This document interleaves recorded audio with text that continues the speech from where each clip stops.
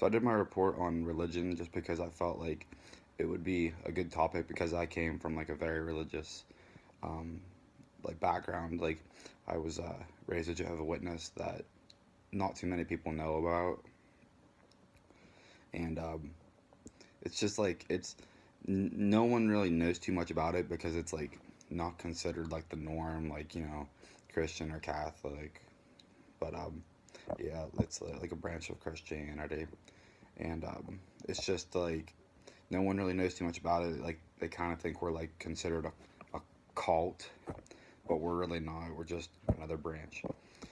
Um, and we have like our own belief system.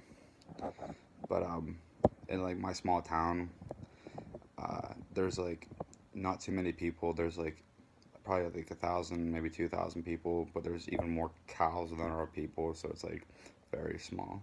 But there's like a lot of churches, and I've been to several for funerals or weddings, but I didn't really know where people went unless I would attend the funeral or wedding.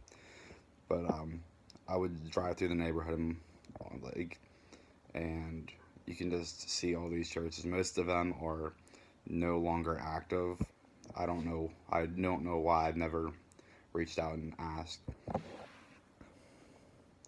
But religious beliefs on a macro level are used to hold communities and people together. They hold values to a higher power that gives them guidelines for how they are to live their lives.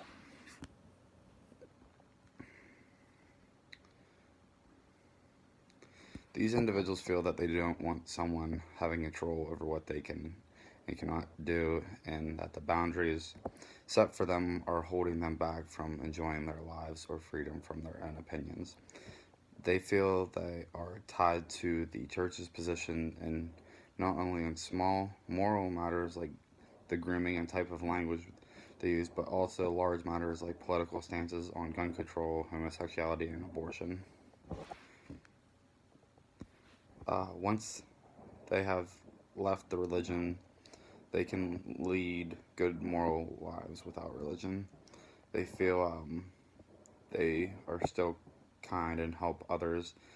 That is what matters. Americans don't want religion to define their personal beliefs and practice, but want to customize their own beliefs and still feel a connection to God in their own way. But in customizing their beliefs, they are seeking spirituality, but not organized religion. Instead of leaning towards more traditional worship and just attending and participating in their own church, led by sacred acts of worship and prayer, they find fulfillment from many types of spiritual activity.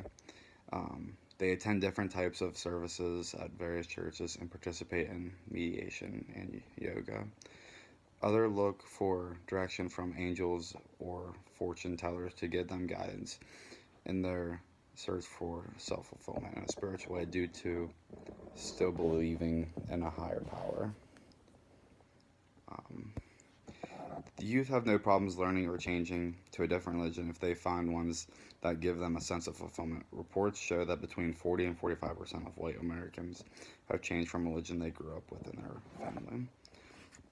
I mean, I haven't, but like I grew up in it and like I felt like it was like a real eye opener because like it wasn't the norm, like, and it just I feel like it led me in a good way. Like I feel like it turned me into the man I am today.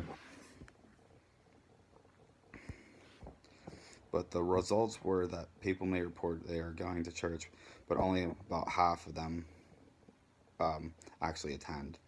Many people, especially pastors, were not surprised by these results. But why would one say they attend on a regular basis when they do not? Members felt that saying no, they did not attend would be the same as saying they did not support or were involved in the church. Individuals feel a sense of commitment to the church, but attending on a regular basis is not a priority. Their priority lies with self fulfillment and recreation. But that's a little bit from my paper. Um, I felt like it was good, kind of get like a feel of like how people feel about religions, and it was definitely like I got a lot of knowledge out of it. It was really interesting. But that's about all of it from my paper. So that I'm gonna talk about, obviously.